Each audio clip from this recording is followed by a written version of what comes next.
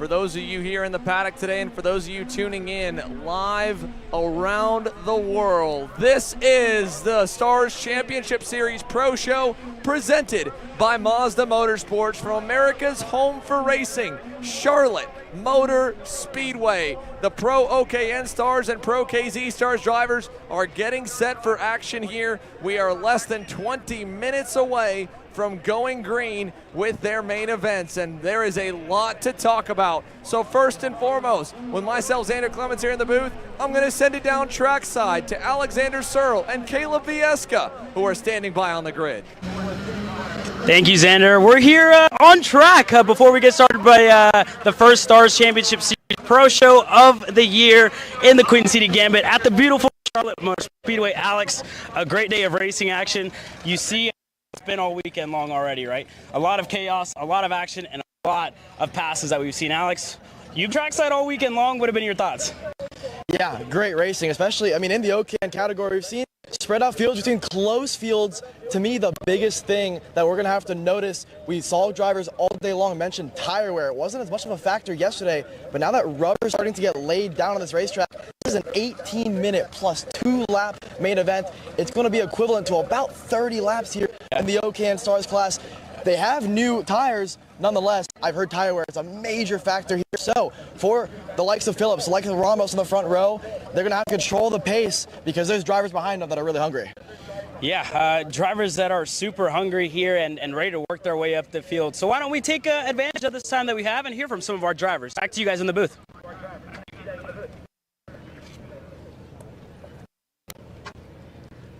So you're going to have a lot of fans, kind of hopping on the Peyton Phillips bandwagon this year. So why do you think fans should root for you? Because I support Guangdong Tigers and Chelsea Football Club. All right, so what's one thing that I guess fans don't know about you or would be surprised to learn about you? I love Aiden Azar, I guess, yeah. That's something. Yeah, and next. Yeah, chicken too. Chicken anytime. If you want to get to my heart, chicken. Only way. Well, if any ladies are hearing that, yeah, Peyton Phillips here, loves chicken. Next, if there was a song that played every time you walked into the tent, what would that song be? Ooh, what would be a funny one? Hit Me Baby One More Time, Britney Spears. That's it. That's top 5 songs, right? Classic. Next, if there was a sandwich named after you, the Peyton Phillips sandwich, what would be in that sandwich? Bread. Just bread. Bread. I heard something, right? Life is a lot like a sandwich. No matter which way you flip the sandwich, bread always comes first. Yeah, exactly. I'm first and last always. So, that'd be great if you only had bread in it. Lastly, what was the moment for you where you really fell in love with racing? It could be when you were young. What was that moment that kind of broke the seal for you and you're like, this is what I want to do? When my uncle took me to F1 2014, I didn't really get into it that much, but then he took me in 2015 again. Oh, I loved it. Watching Hamilton win his 3rd World Championship in front of me was nice to watch. Yeah, because, you are from Austin, right? So, that track's right there. So growing up in that, I guess, kind of in a sport that's ever so growing. So, I bet that was pretty cool, right? So that was what did it for you? Oh, yeah, for sure. And then we go back every single year and have some more fun. Sounds good. Well, thank you, Peyton. Best of luck this weekend. Thank you very, very much. All right, there you have it from Peyton Phillips' personality segment. Now let's hear how here on the racetrack. Peyton, got a chance to talk with you. A bit of an allergic to gym, I'd say, physicality, a bit of a question mark for you. This package really rough, especially around Charlotte Motor Speedway. How are you holding up into this 30-lap main? We're holding up okay. We might need the gym after this, but for the first weekend, I think we're doing okay. It's going to be a final. Mentally, physically, we're going to have to try to just stay in. At the end, there's something to take away from it. Yeah, first season, the Stars Championship Series. You've been with Ryan for a while now, but what's it been like under the tent this weekend? You have some guys on OKNJ. You just saw Michael McGoy win. So did that give you any confidence heading to this race? For sure. Michael's, I love him. Fantastic kid, fantastic driver. We have the best power here by far with the GFR engine. Brian Perry's been helping us all weekend, been very, very nice to me, getting me comfortable with the engine, the tires, everything. Derek, of course, back in the tent, also helping, very, very good man. So yeah, been a lot of fun this week. We know we're going to keep improving every single race. This isn't the best that we have, not by a long shot. Next time we're going to be even better. So to start off like this, I think is fantastic. And lastly here, best seat in the house into turn 1. Some of your main rivals starting further back, Paulie Mamino, Caleb Gafer had issues in their heat races in Moto 1, Moto 2. Does that help ease your mind for this race? No, for sure not. They'll come to the field easily, and then they'll be right on my bumper, probably like lap 7. I think lap 7 is when I'm expecting them, and then we'll see how it is from there. We'll see paces, see how I'm doing physically, mentally, and then go on from there. Thank you, Peyton, and good luck. Thank you very, very much. So from Peyton Phillips, our top qualifier, we now continue to roll further down the grid. A full grid of 19 OKN Stars drivers are on deck here for action today. And well, as we roll through the rest of the ones to get to meet, well, let's talk to one kid here who may not be from the U.S., but boy, does he love it here, Brandon Carr. If you had a sandwich named after you, what would be in that sandwich? Sandwich that was named after me. I don't know, steak, definitely. Steak would have to be in it. Maybe a bit of cheese in there. I don't know. For me, everything would just be in it. You just load it all up, get as much stuff in as possible. Like load of meat, a load of bit of lettuce in there, bit of cheese, bit of sauce. But yeah, just to keep it plain, just a steak sandwich. Steak sandwich.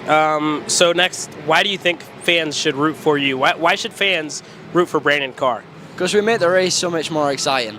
If not, it's just a boring race. Either one person drives away or they just sit behind the leader. So we're just here to make things interesting, make it the best show we can possibly do. So that's what I try and do every time we go out. So that's what I think anyway. Yeah. All right. Nextly, what would people be surprised to learn about you or to know about you? What's something that I guess maybe we don't know, and maybe it'd be surprising that people would get to learn about you? Maybe coming from England, that I'm not really a fan of F1. More dirt oval, NASCAR maybe, sprint cars, that. But that's the biggest thing people say when I say, "Are you interested in going F1?" I'm like, it'd be nice, but be a bit more realistic. Yeah, NASCAR's the dream. Hopefully have a go in a sprint car one day. So that's maybe that. I mean, it tends to happen when you live in North Carolina for so long, right? I mean, you've been there for quite a while. You're basically American at this point, would you say? It might as well be. Why not? Yeah, all right, next. What was that moment where you fell in love with racing? What was that moment for you where you were like, this is what I want to do, this is why I love this sport? I started when I was very young, like when I was 5, so I didn't really get an option when I was that young, but when I have a little break, maybe a month off, can't wait to get back out in the kart. So I don't think I could deal with not having to be able to drive. Like, you have your ups and downs and you have your little moments that you don't want to do it, it's rubbish. But as soon as you sit back, have 2 weeks out, you're desperate. Well, I'm desperate to go back out. I can't wait for the next track day. So that's, for me, that keeps me going. And I want to win. I'm not here to come second. So if you come second, it pushes you even more, you want to win. So especially when there's a bit of prize money on the line, that makes it a bit more want to fight for it extra. Yeah, well, thanks for talking to us. All-American Brandon Carr. Thank you. Well, there you guys have it. You guys heard from Brandon Carr, our Americanized driver. You said NASCAR was the dream. You're inside the Charlotte Motor Speedway, getting set to go green for the Pro Show. It's been an up-and-down weekend for you, we must say. A little bit off on the pace yesterday. What do you got for us today? You're the reigning champion.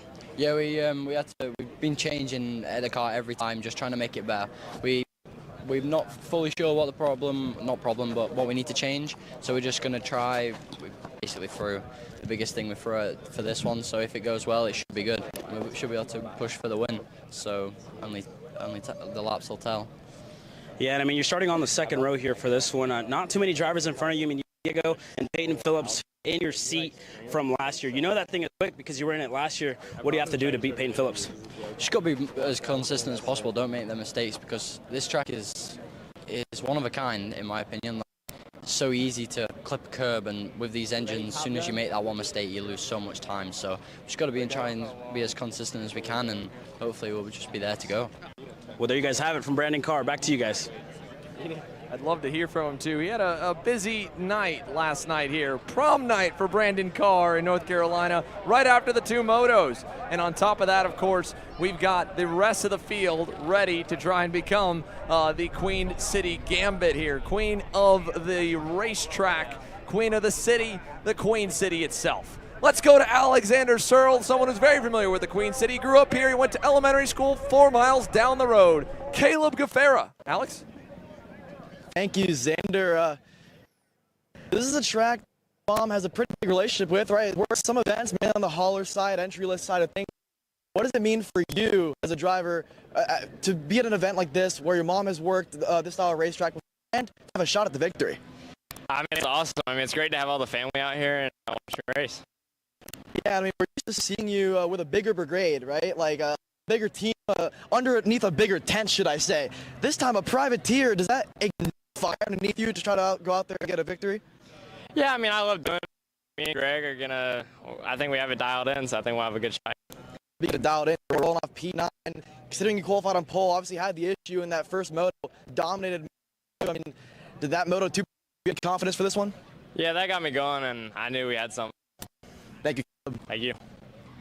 Caleb Gafer, as Alex mentioned, had a topsy-turvy day on Saturday. He qualified on the pole, then had the motor flooded and would not fire for Moto number 1, and then was able to get out there with fresher tires and dominate Moto 2. But he's still the driver that a lot have in their targets as a man to beat here today. So with Caleb Gafer rolling off in the middle of the field, and you heard from Peyton Phillips, he wasn't too concerned because Caleb's not the only one that had an up and down run through the motos. So did Paulie Mamino, winner in Moto 1, mechanical in Moto 2, but guess what? He's fast, and he's rolling off inside the top 10. Caleb?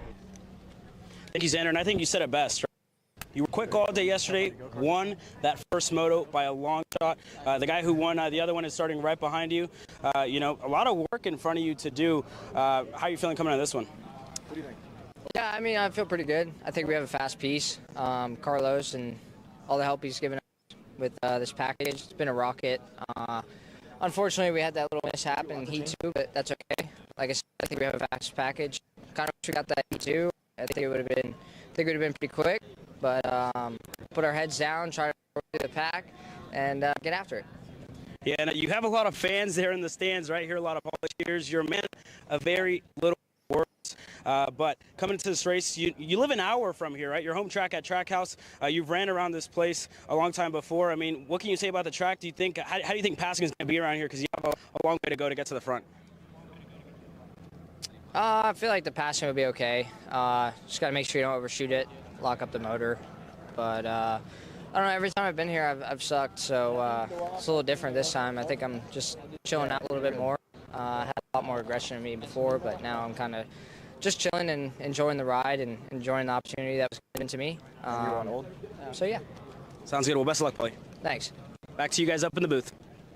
As mentioned, Paulie Mamino here has been racing with us for a couple of seasons now, and if he could get a win with his home just a little ways down the road, it could mean quite a bit to the North Carolina native. And here, as we stay inside the infield at Charlotte Motor Speedway, America's home for racing, we've got plenty more drivers here that we're going to be chatting with down on the grid. How about this man right here? The Brazilian-American Diego Ramos has already gotten a couple big wins this year, and he broke that winless streak after almost 2 years. So Diego Ramos, Rotax Minor Trophy, race winner, champion. Now he's trying to become an OKN Stars winner. Alex?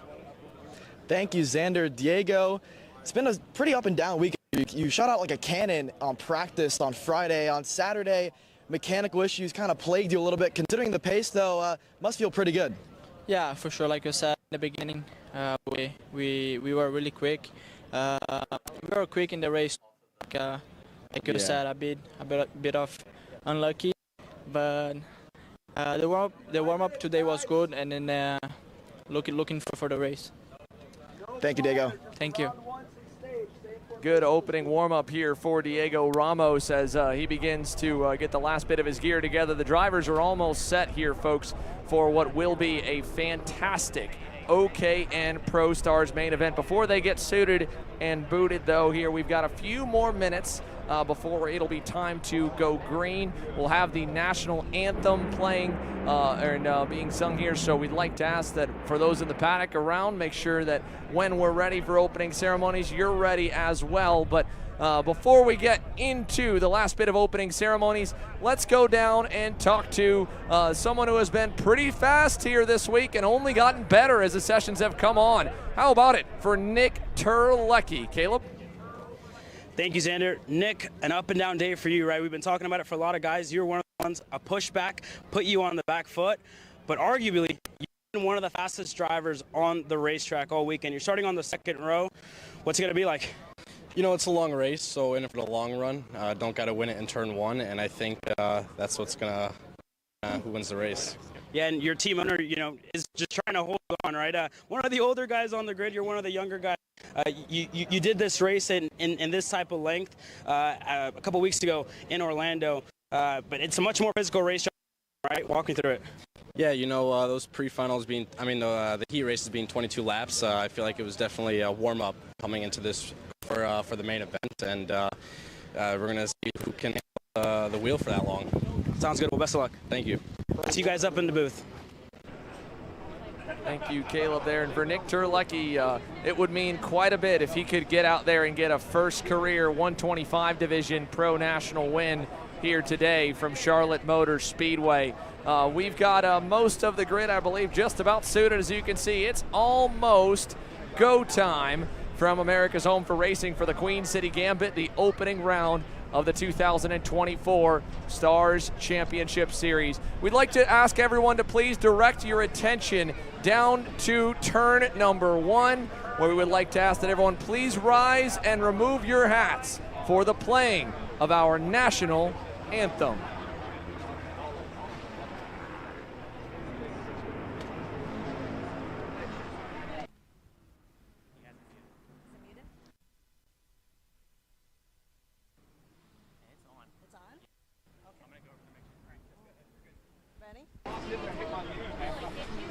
Oh, say, can you see by the dawn's early light what so proudly we hailed at the twilight's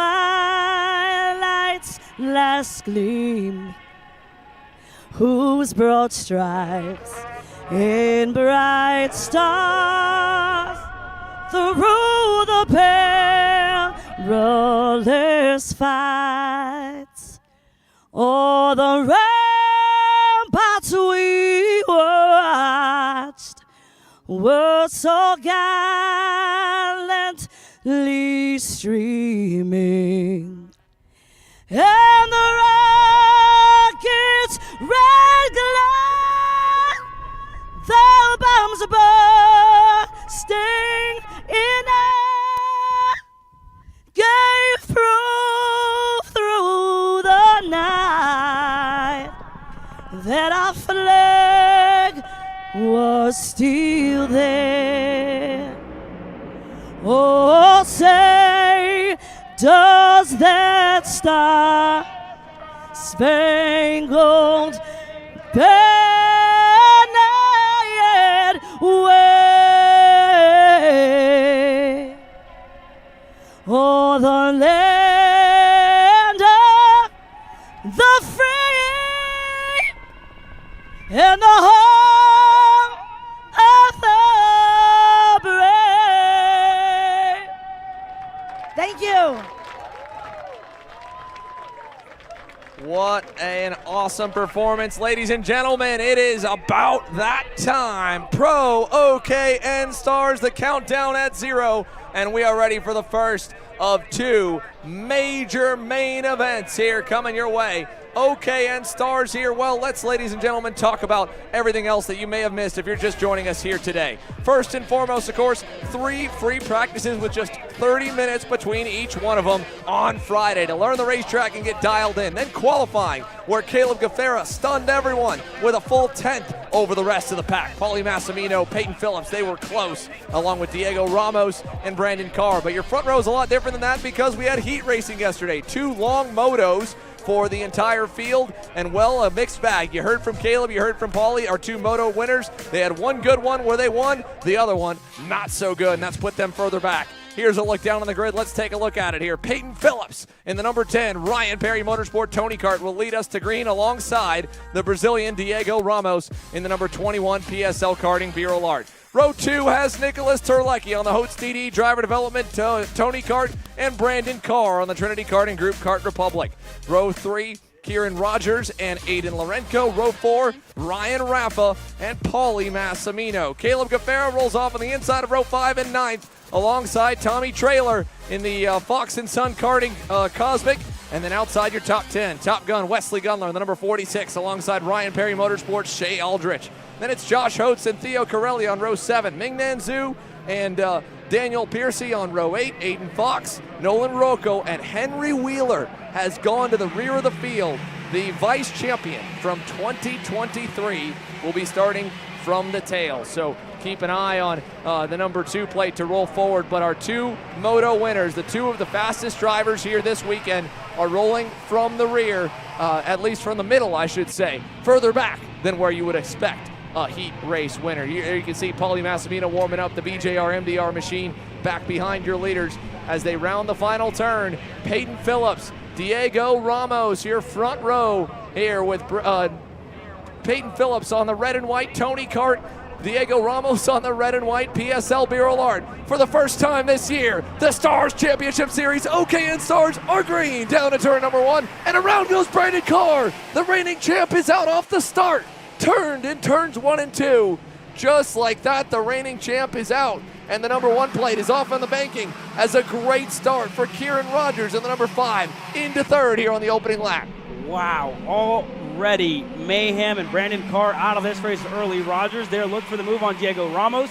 Wasn't close enough that time by for Kieran Rogers, but the big story already, Brandon Carr, the reigning champion, out in the first corner. Rogers now trying to get the work on Diego Ramos, not close enough. And Nicholas Turlecki, we knew he was quick all day yesterday. Up in a second, Ryan Raffa gets past Kieran Rogers. Yeah, Ryan Raffa with a fantastic start. The Full Tilt Racing Ryan Perry Motorsport entry is up into 4th here. Then Kieran Rogers in 5th, under fire. Josh Holtz is through there on the number 22, Holtz DD Tony Kart. Move Holtz now into the top 5. Here comes Aiden Lorenko down the inside of the 29. He'll take over that spot. And here comes Paulie Mamino to the inside of Rogers as well. He'll bring Caleb G with him as they start to make some hay up the grid. Yeah, those are the 2 winners from yesterday's moto, and they're going to try to work their way past the 29 of Aiden Lorenko. So a lot of work to do for the 2 of them, and they want to catch up to Peyton Phillips, who's currently in the lead. Purple with half a second back. There goes Mamino on the inside of Lorenko, who gets all out of shape,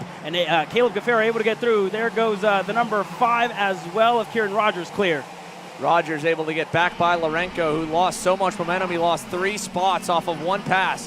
Paulie Mamino and Caleb Gafer on cold tires trying to work their way forward. Gafer is close on Mamino. He might go by him soon because that's still competition between the pair. But for now, Caleb staying in tow as they head out of turn number 8. Let's check in with your leader, Peyton Phillips, Nick Turlecki, Diego Ramos, then Josh Holtz and Raffa, and there is Mamino and Gafer. They're in 6th and 7th as they head for turn 14. We've got a long main event, folks. 18 minutes plus 2 laps. Tire wear is absolutely going to be a factor, but at least they all started on a level playing field here, Caleb. Sticker MG yellows, and for the first time here in a main, we're on this newer compound with the OKN class. Yeah, tire wear and physicality. Spoke to Josh Host before the race. He was telling me if I can keep my adrenaline high, then I will be able to make it all the 30 laps. It seems like he has it pretty high right now because he's in the 4th position and closing down to Diego Ramos and Nick Turlecki. Both of them on that. Oh, there goes Diego Ramos on the inside on the hairpin. Clear of Nick Turlecki. Ramos up to P2. Yeah, just like that, the 21 starts to stalk his prey. Again, yesterday, the big storyline for Diego, he was not a factor in either moto as he had continuously snapping water pump bands on the rear axle that turned the water pump belt to cycle the water through the motor and cool it down. Said his engine temperatures peaked at 230 degrees, so no wonder he was losing power and didn't have the pace to fight for the win. He's already starting to make back up some ground towards Peyton as they head down the back straightaway. Meanwhile, Ryan Raffa is under heavy fire from Paulie Mamino and Caleb Gafer. They have just gotten around him, and now Phillips is slowing. Peyton Phillips out of the lead. The number 10 has a problem. The number 10 of Peyton Phillips slowing into turn number 10. and your leader is out in this OKN Stars main. Diego Ramos inherits the top spot down to turns 1 and 2. We've seen it all weekend long. Mechanical issues plaguing this class, and Peyton Phillips, unfortunately, the leader at the time, out of the race, and now it's Diego Ramos, the Brazilian, for the first time this weekend, leading us away here in the main event. Nick Turley, though, has been arguably quicker than Ramos all weekend long, and in that second spot here, Xander. Peyton Phillips obviously heartbroken there. The pole man is out, so now it is Ramos, Turley, Holtz, and he's under fire for that third spot. Josh Holtz has inherited one spot inside the top 3 as Turley closes in on Ramos. Massimino gets through on Josh Holtz there in turn 14. Yeah, sends it in a little bit deep, drops the tire in the grass, but able to get clear. So Massimino up to P3. Holtz, the veteran, P4 here at the moment. Ryan Rafa got passed by Caleb Gafer, who's closing down the gap to these two drivers here on your screen. So expect to see Caleb G up there shortly. Yeah, Caleb Gafer about a half second away from Holtz here. Now Paulie Mamino can start to roll towards the leaders here. Gafer about a car length back from Josh Holtz through turn number 8. Big run towards turn 10. Here he goes, ducking inside and cleared. Caleb Gafer up to 4th now here on the Leading Edge Motorsports Tony Kart. So he'll take him up the hill towards turn 14. Massimino about 7/10 up the road. Back from Josh Holtz, you have Ryan Rafa still running there, then Henry Wheeler in the number 2 plate. Remember, he started dead last after going to the rear for engine changes, I'd imagine, and of course a rough run in both motos for the vice champion. It's obviously been a big turn of events for our top 2 in the title from 2023. Brandon Carr, great run through the heats, and then gets taken out on the first lap in the first turn and doesn't get to continue. So Carr out, the number 1 plate, whereas Henry Wheeler, an abysmal Saturday, a great Sunday in the works here as he's already climbed his way well into the top 10. Here's Caleb Gafer chasing down Paulie Mamino. Let's take a look at how the lap times are faring. Right now, Diego Ramos at a 40.69, a 6.7 for Turley, and 1/10 better for Paulie Mamino, who is 1.7 seconds back. Yeah, I've been keeping an eye on the lap times that Paulie Mamino is having.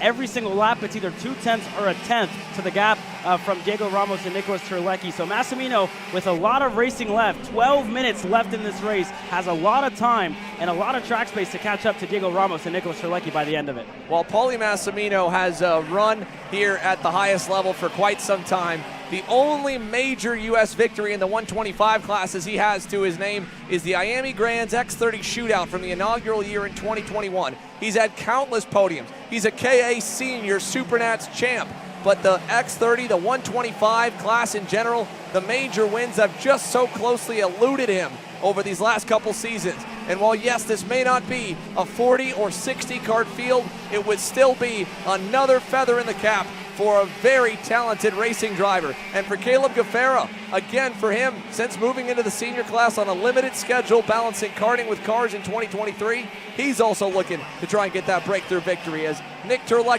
continues to play chase to Ramos, and Ryan Rafa has company there. Henry Wheeler was 3/10 back last time. You saw how close he was getting this time. There are battles all across this racetrack, and there it is, pass for 6th. Henry Wheeler is rolling now in the number 2. Yeah, Henry Wheeler doing identical lap times to Diego Ramos in the lead. Once again, Paulie Mamino, another 10th taken out of the gap to the lead. So just under a second and a half for Paulie Mamino, who currently sits in that 3rd spot, and he's still closing down the gap to Nick Turley. So definitely, Paulie Mamino is going to be a factor here at the end of the race.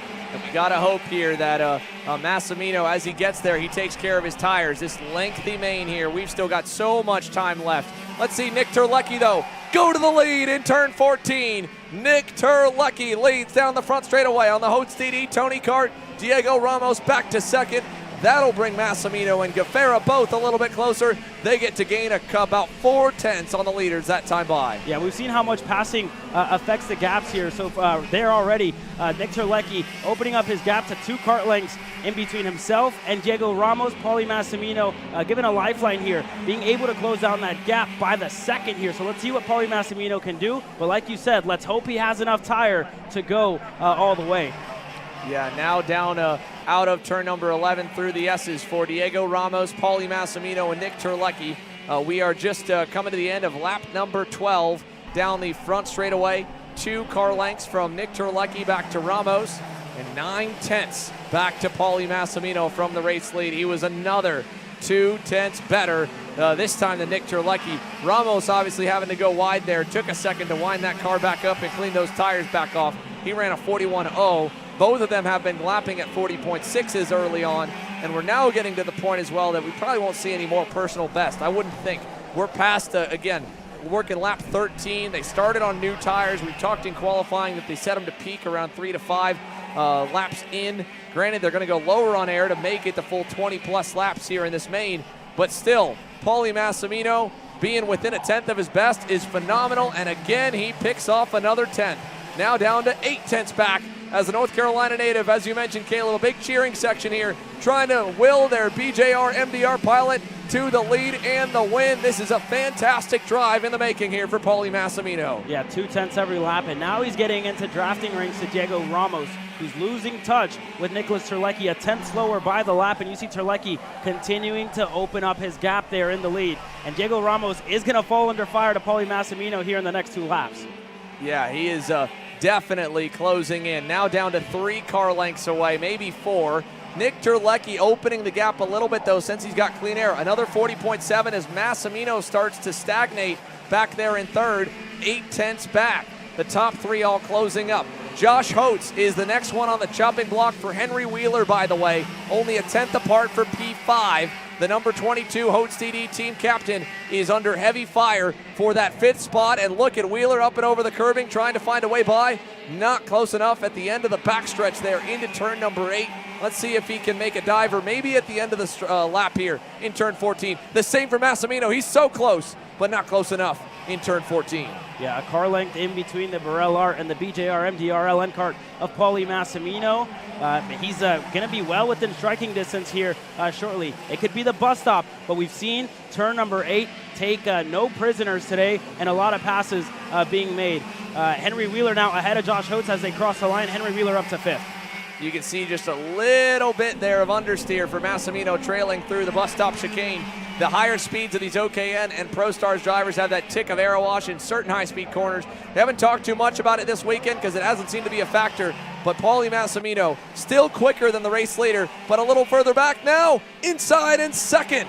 Give it to the number 40. Paulie is through to P2 as he taps the helmet and says, let's go see if we can't hunt down Nick Turlecki. And this is a smart move from Diego Ramos, not pressuring, letting him go, and waiting to see if Paulie can go get up there to Nick and bring him back to the number 21. Yeah, Diego Ramos' pace is just completely falling off. His fastest lap was a 40.673. It could be the tires overheating. It could be a lot of things, but Diego Ramos definitely losing touch with Paulie Mamino already here, Xander.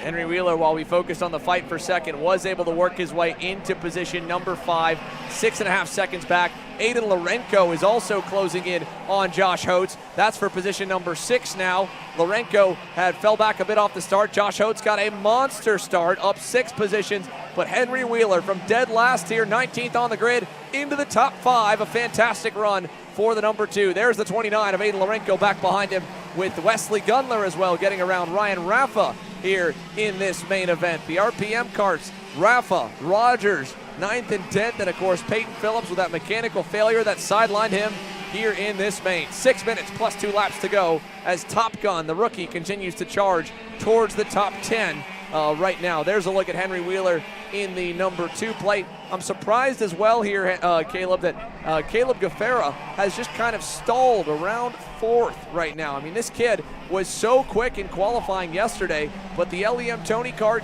he's just not quite fast enough. He's even or a tick slower than the leaders. Had he started up front with Ramos and Turlecki, he'd be there, but he's not there right now. Xander, Paulie Mamino has just put us on notice. 0.2 of a second quicker than Nicholas Turlecki. Half a second separates the number 88 and the 40 machine of Paulie Mamino. Paulie Mamino is going to be there shortly. Nicholas Turlecki slowing down a lot here. Mamino still within a 10th of his fastest lap. We were asking, are his tires going to fall off? That doesn't seem to be the case right now, but still a lot of racing left. 5 minutes to go when they cross the stripe. 5 minutes plus 2 laps, and those extra 2 laps will be critical here. Can you imagine what is going through Nick Turlecki's head right now? Just like Paulie, he has never won a 125 main event. He hadn't even won really too many majors in the KA senior category, but he had definitely put it on the box and been fast enough. last year moving up mid-year to the pro category, to X30 Pro and to OKN Stars. With a couple OKN Stars earlier on in the season, he was like, I just want to try and go and get myself some respect from the rest of the field. I just want to kind of run up there with those guys. Well, now you're leading a main and you're being hunted down by one of the veterans of the class, one of the perennial front runners for the last 5 years in Paulie Mamino. And you got to keep your head on. You got to keep hitting your marks. The last lap was very good for Nick. He did go back and beat Paulie by 300ths and kept that gap at 0.6 of a second. For the first time all race, Mamino is not faster than the number 88 of Nick Turley.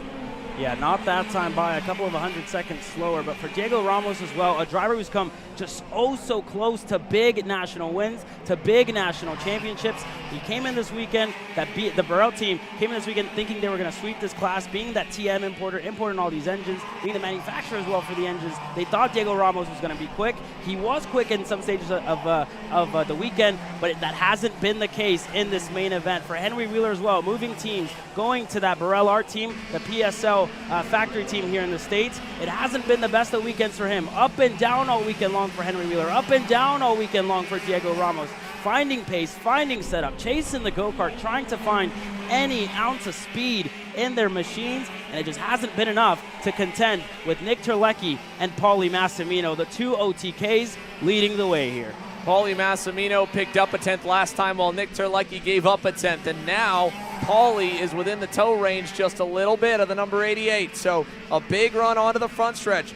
3 minutes plus 2 laps to go. He picked up another 10. There's a look at Nick Turley's father, Tim, trying to watch his son race his way to a first career OKN Stars main event win, a first 125 Pro category win. Can you imagine the nerves behind those sunglasses right there as he watches on while Paulie Mamino continues to hunt down the number 88. Headed to turn number 10 now here. The gap is down to a car length and a half. 2.5 minutes plus 2 laps to go. Paulie is there. Within a lap, Paulie Mamino is going to be within striking distance here. We saw the moves. He liked to do it in turn number 13. He may go for it again. That's been his favorite passing point all weekend long. He passed Josh Holtz there earlier this race, and that's where he got Diego Ramos, catching both of them by surprise. Now through turns 2 and 3 here. Turley got a really good launch, though, out of the last turn. He's been really solid there. It's this section, this bus stop. You can see how well Paulie rolls through. There's so much more rubber laid down. The track's changed so much. The last time these guys were on the racetrack was at 9:10 a.m. this morning. Now they're on the track here at 1:30 in the afternoon. Here's Mamino for the lead. Turn 10. Paulie Mamino gets through. And now, for the first time in about 10 laps, we've got a new leader, and we've got a fight on our hands. Turley trying to over-under. He gets caught up behind Mamino on the exit. 1.5 minutes plus 2 laps to go. Mamino and Turley fighting for their first OKN Stars wins. For both of these drivers, after years of trying, it would mean so much and solidifying themselves as the next big thing in this class. And there goes Nicholas Turley in the bus stop, not close enough. They both go sideways into the entry of 7, side by side, down the back straightaway. Nicholas Turley on the inside and clear. Mamino with the over-under, side by side up the hill. Fight with everything you've got here, Nick. This is it. This is the fight for the race win. Side by side in turns 10 and 11. Mamino back through again. Diego Ramos rubbing his hands together, but he's still 2 seconds away. Caleb Gafer a 2.5 back. This battle is going to go all the way down to the wire as Mamino chases it to the low side to block. Here comes Ramos as Turley gets the over-under in turns 1 and 2. What a move there by Nicholas Turley. You saw Paulie Mamino lock up that engine there. Has to be careful in doing that. We've seen a lot of reads, like we said, Xander, all weekend long with mechanical issues. But Turley going defensive, not the best run out of turn number 7. Mamino tries to go to the bottom of the racetrack on the inside of turn number 8 and clear for Paulie Mamino. And here comes Ramos. He's got clean tires. He might not be as fast when the tires are clean right now than these two, but look at Turley around the outside, almost, but not there as he pops the curbing. And now he's got to worry about Diego, so he has to go low to block. Look at Ramos with an over-under. Not going to happen. At the line, 10 seconds plus 2 laps to go. 3-way fight. Here comes Caleb Gafer in the background. Yeah, keep an eye on those gaps as Turley and Mamino make contact. Turley off the racetrack. Turley is going to lose it here in turn number 2. Unfortunately for Nicholas Turley with mechanical issues there on the exit. insane here, Xander. He popped the bumper. The right front bumper went behind the tire going through turns 1 and 2. He was on the bumper of Massimino, and then he got to the left rear tire. So there was only force on the right side of that front bumper. It bent the front bumper for a second. The plastic went behind the tire. He couldn't steer the wheel, so he couldn't turn the car to make the corner. And now, with the 2 lap to go signal coming, here comes Caleb Gafer trying to fight more. He's onto the podium. Ramos in second. Paulie Mamino 2 laps away from a major win here at the Queen City Gambit at Charlotte Motor Speedway. As a kid, he grew up here. He grew up just an hour down the road, probably came to countless NASCAR Cup Series events. He's raced here a handful of times with the CK&A Spring Nationals by now and the other events that have come to town. But for the Stars Championship Series opening weekend for the hometown, home state kid to get the win, what would it mean with the cheering crowd here? And we might see a whole lot of emotion from a guy who normally doesn't give us all too much in those interviews. Behind him, that fight for second, Gafer giving it one last heave as the white flag waves. 1 to go for Paulie Mamino. Yeah, Caleb Gafer really got a lifeline there, up in a P3. He's been super quick. We saw him stagger there. Nicholas Turley was able to get back going, but he's currently 4th. But for Gafer, I'm not sure if he's going to have enough time to catch up to Diego Ramos for that second spot. Paulie Mamino, though, it's been all about him in this main event. He had to work his way up the field. He won the first moto. Issues for him in the second one put him out of contention, but that didn't matter. Worked his way up, made the moves when he needed to. End to the S's for the final time. You can't say he didn't earn this one. What a run, what a fight, all the way to the end. Paulie Mamino is a winner in OKN Stars. Wow, Diego Ramos P2, Caleb Gafer P3, and what could have been for Nicholas Turley. Henry Wheeler across the line, P5. Josh Holtz across the line in 6th. Aidan Lorenko, a good drive from the Fox & Son number 29 to put it P7. Wesley Gundler in the 46 puts it 8th. Ryan Rafa 9th. Kieran Rogers 10th. Shea Aldrich in 11th. Aiden Fox not being able to finish this one out. 12th on down, all DNFs. The big story, Brandon Carr and Peyton Phillips, 2 of the favorites here, not being able to get it done.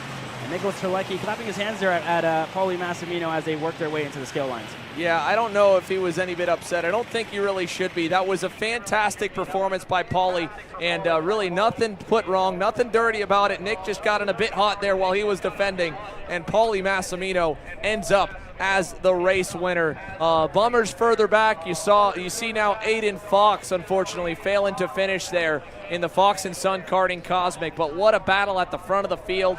There's a look as well. Tommy Traylor also in the 63, failing to finish with an unknown issue there as he's off the racetrack trying to get refired and back going. Part of these could be spins as well, folks, because after for safety reasons, they do not allow the drivers to exit their car and bump start it themselves. So, and they're not allowed to get help from the officials either. If they spin like Brandon Carr did on lap 1, their race is over. But Paulie Mamino, it has been a little while since we've said that name at the top of the leaderboard. He wins the main event in OKN Stars. Diego Ramos 2nd, Caleb Gafer 3rd, Nick Turley 4th, Henry Wheeler 5th, Josh Holtz 6th, Aidan Lorenko 7th, Wesley Gundler 8th, Ryan Rafa 9th, and Kieran Rogers 10th.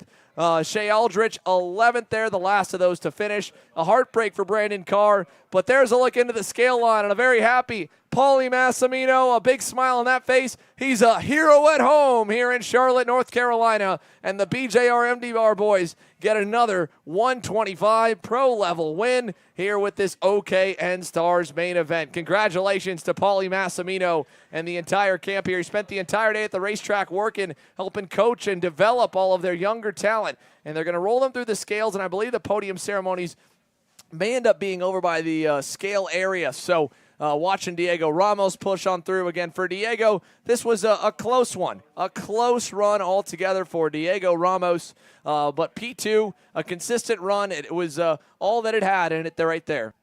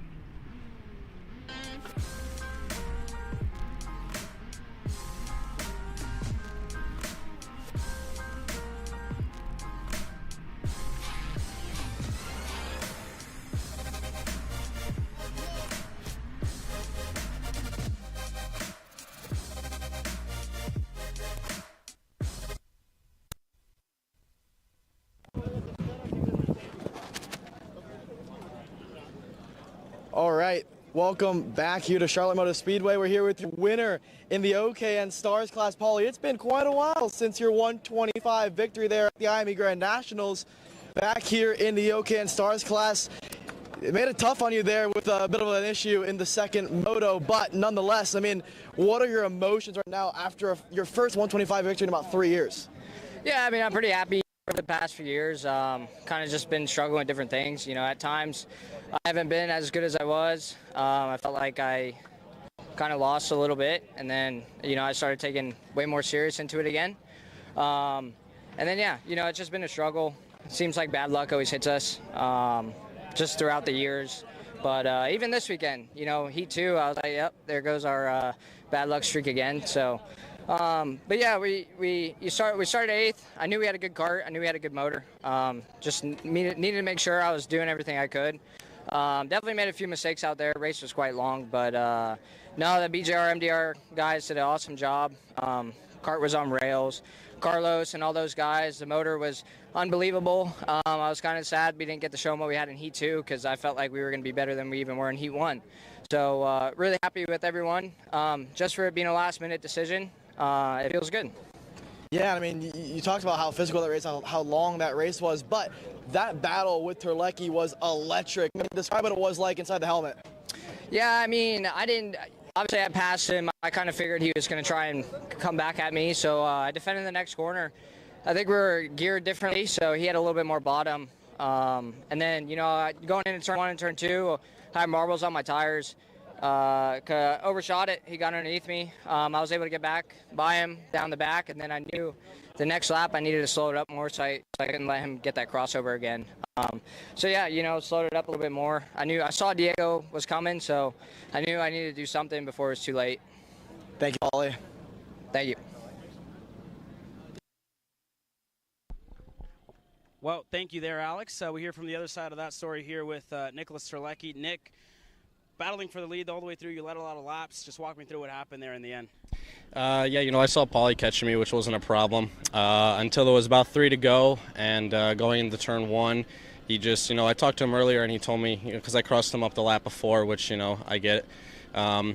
And he just looked back and just completely slammed on the brakes. And I mean, I can't, you know, react to that when I'm on his bumper, and it pushed my whole bumper in, and then ultimately rode over the back of his bumper, and it pushed my front bumper in and right beneath my tires, so I couldn't turn for about a couple corners. But, you know, it's unfortunate. I've been fast all weekend, and then just to get shit on like that going to turn 1, faster than everyone basically every session.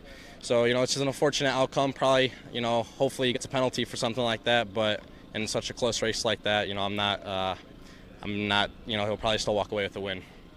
One fortunate there. You guys have it from Nicholas Turley. All right, well, there you heard from Nicholas Turley. Now let's hear from the driver who finished in P2, Diego Ramos. Diego, talked on the grid there, up and down weekend for you, and on a high, I'd say, but nonetheless, still a bit of frustration out of this one, huh? Yeah, for sure. We were really quick in the beginning, and then something I think happened inside the engine, and I start losing power. But I mean, these guys, PSL, they did an awesome job. Also yesterday, we had a problem also in the engine. They fixed it. I drive, and then P2. Really happy with the result. The team is doing an amazing job.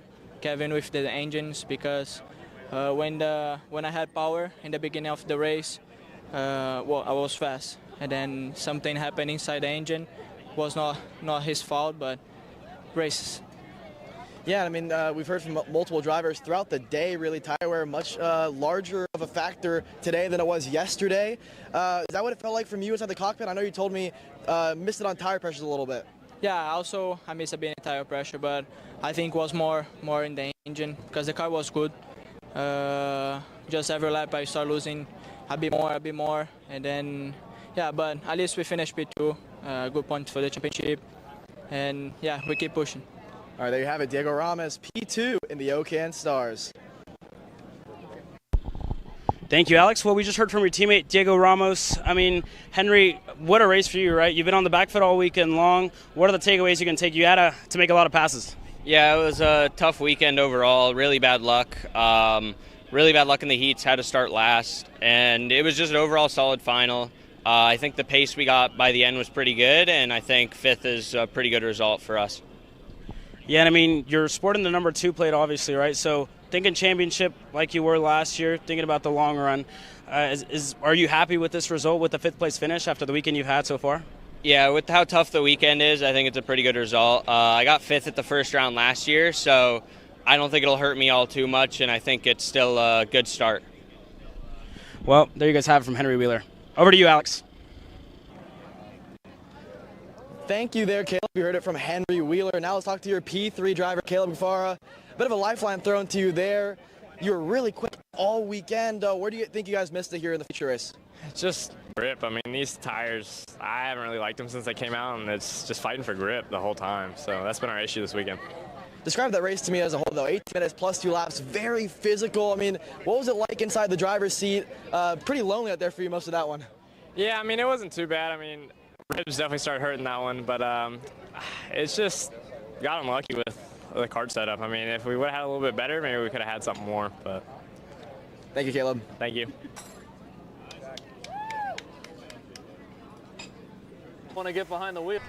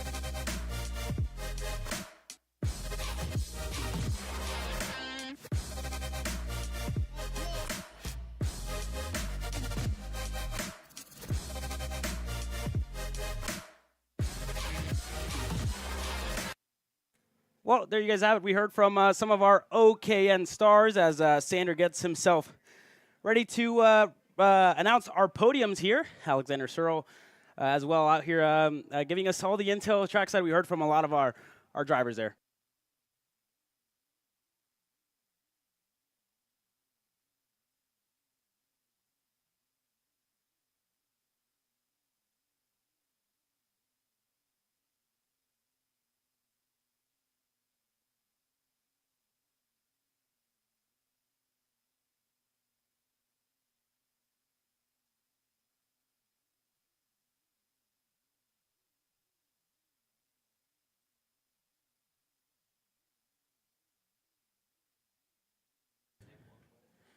So our pro stars have made their way onto the grid. We'll be hearing from a lot of them before we go green, as the countdown to green is going to officially start here in a couple of moments, as we'll hear from a lot of our drivers, the 25 drivers. We saw such an action-packed OKN Stars race. That's not it for the pro show, though. We have the shifters coming up with the likes of Gavin Bayith, AJ Myers, Jay Irwin, and more getting set to take the green flag in a couple of minutes' time. But I'm sure Xander is getting ready there on the podium celebrations. So that'll be coming up in just a bit to announce our pro show podiums here shortly. But what an inaugural weekend for the Stars Championship Series Pro Show. I mean, having these drivers on their toes all weekend long, pushing them to the absolute limit here at Charlotte Motor Speedway. So been a great day of racing so far, with more to come your way. We'll wait, and here you have the racetrack, right? A lot of passes throughout here. So officially 15 corners. I've been getting it wrong all weekend long. Sorry about that. With turn number 9 being the kink there. I wasn't counting it, but it is officially a corner. So 15 corners here this weekend, and it's really delivered a great racing action. I mean, we've seen it, had questions about it coming here, about the passing and the racing action, but it's been phenomenal all weekend long. And we've had a great time bringing you guys all the coverage. So we're at America's Home for Racing as our boys continue to get set up. Let's let's continue and take this time to take a quick word from maybe some OA. And I think we may be ready. So, Xander, getting ready to announce our podiums. Over to you, Xander. What do you got for us? Thank you, Caleb here. Let's go ahead and while the Pro Stars are getting set to go green here, they're going to start making their way onto the racetrack momentarily. But first, we have to honor our top 3 in Pro OKN Stars. First up, hometown kid, 3rd place, Caleb Gafer.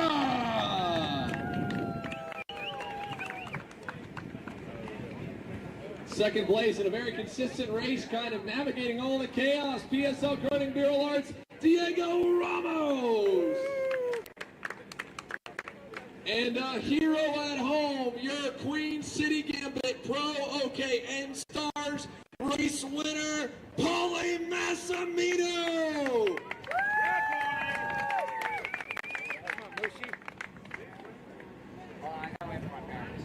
Oh, we got who are we waiting on here? Tell everyone. Who are we waiting on? My parents.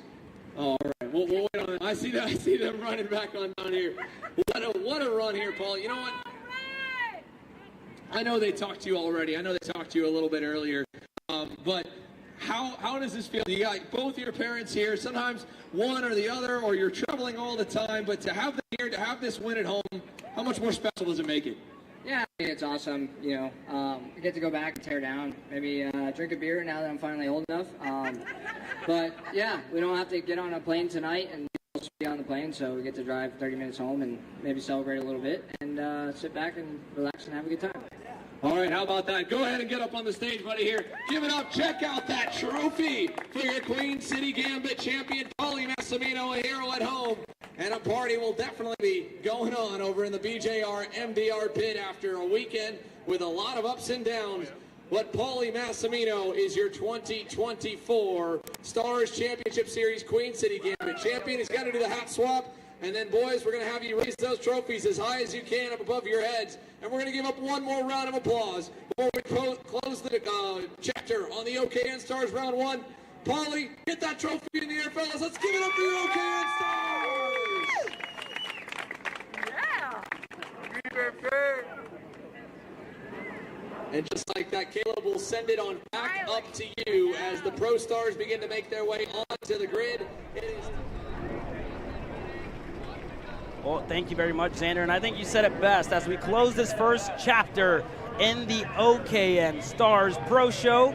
We get set to go green for our shifter stars who are coming up next here. But let's take advantage to take a quick word from some of our sponsors.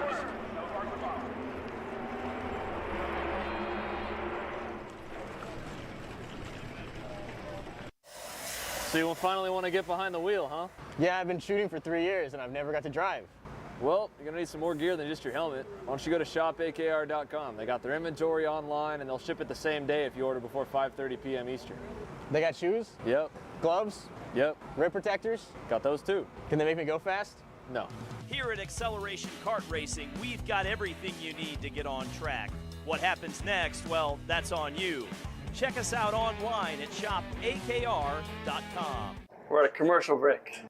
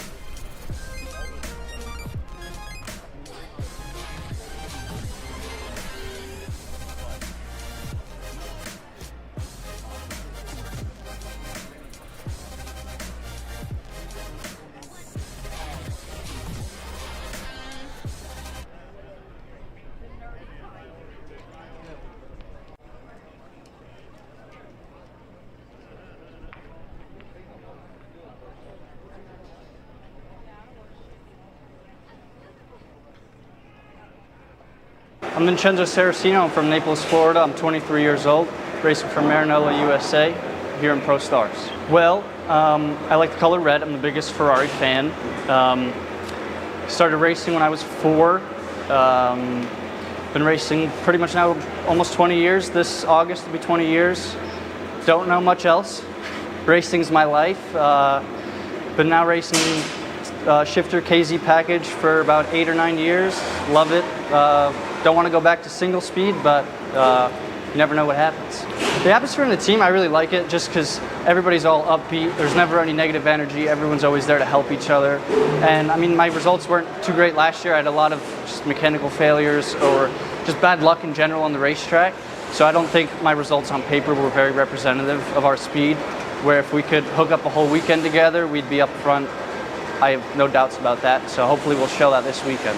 I feel like I have to prove myself because last year I finished, I don't even know what it was, 2 out of the Stars races or 3 out of, not enough, put it that way. And this year I feel like I've got something to prove, something, to state to everybody that, you need a little more than just luck with all the racing that goes on, because I tend to struggle with my luck a little bit, but you need the whole package. And some people don't believe that, but here, living proof that you do.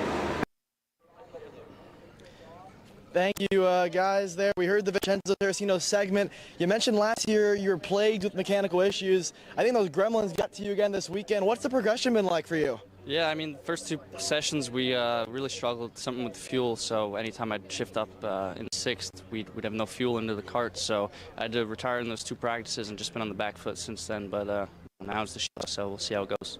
And obviously with the pro show format, you get 3 practices, 2 of those were kind of wasted for you guys. I mean, how challenging is it as the driver to have to deal with that, knowing you have 1 practice before qualifying? Yeah, it wasn't easy. I mean, driving-wise, it's okay, but just trying to find the setup is what I've been struggling with personally. But I mean, we'll see how our package goes now.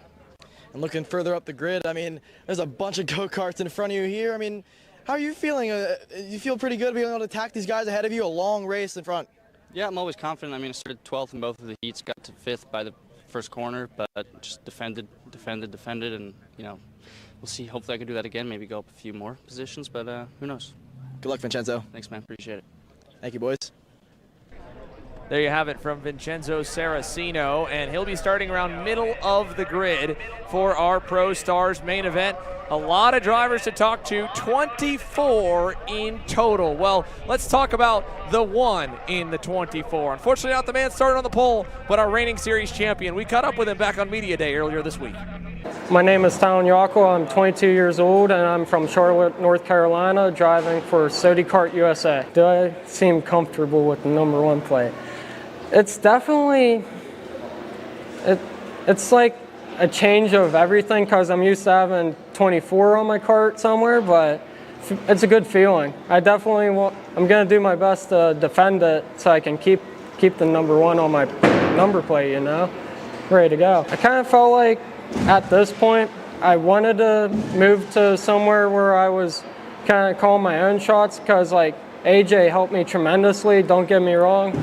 He taught me everything I know about shifter racing. So I carry his knowledge with me into what I'm doing now with Sodi.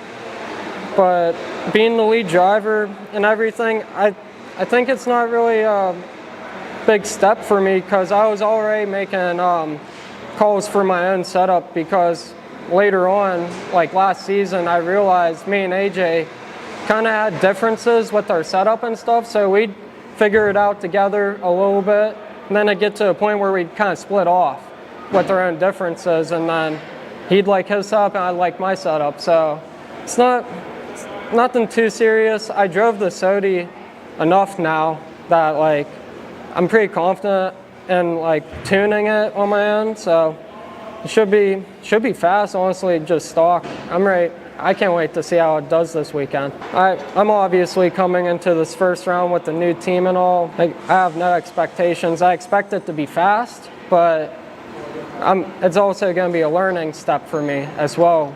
Under a new tent, different atmosphere. So, but honestly, it's not big pressure on me. I feel comfortable already. Well, thank you guys, and we just heard your interview there, right? New colors for you, reigning champion, starting 9th, but a lot of growing pains this weekend, right? Yeah, we've been just learning how to tune the kart this weekend. It's, a whole new environment for me, so I'm pretty confident in the setup we found for this morning warm-up, so I'm not too worried about the final coming in. But yeah, it's been a little bit of growing pains, but we've overcome most of the issues so far, so I'm not too worried about anything. Yeah, and I mean, I'm so used to seeing you smiling. You're so serious. You're starting 9th, new team, reigning champion, setup change, whatever it may be, and you have 30 laps to do it, right? I mean, give us a smile. Can you do that for us?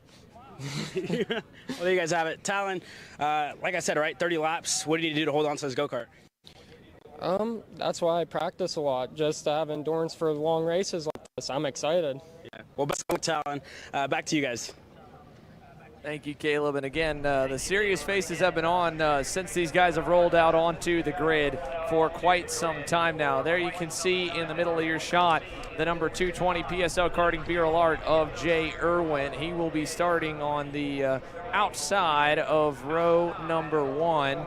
There's also in frame Eli Fox on the Factory Fury GP kart as well. We've got a number of superstars here in the field. So as Caleb makes his way over to Justin White, we'll get set to send it on down to him here. The Maranello Kart USA boys, we heard from Vincenzo earlier. Let's hear from his teammate. Justin White at the number 3 plate has been looking pretty good here this weekend so far.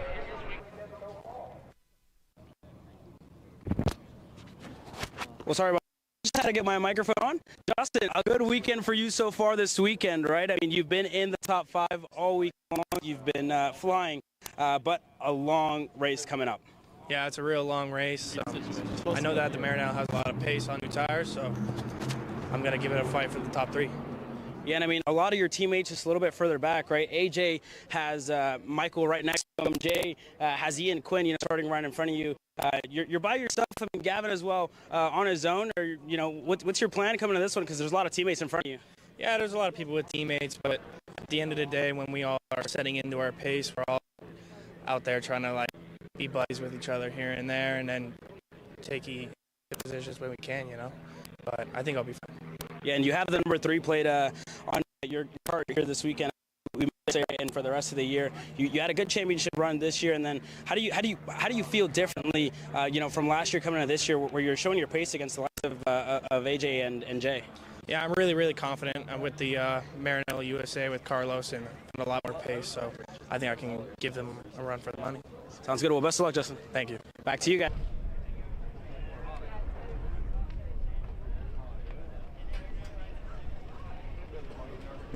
Justin White has been close, but everyone is saying that they're close to the Magic Man. There's a look down to Alexander Searle with AJ Myers, who won Moto 2 and is ready to lead us to green. Alex? Thank you, Xander. Well, AJ, I mean, not only has it been a busy weekend for you in the kart, right? You run a pretty big operation over there, got a lot of guys you got to coach. What's been the feedback today throughout the Magic team that can kind of maybe help you for this race?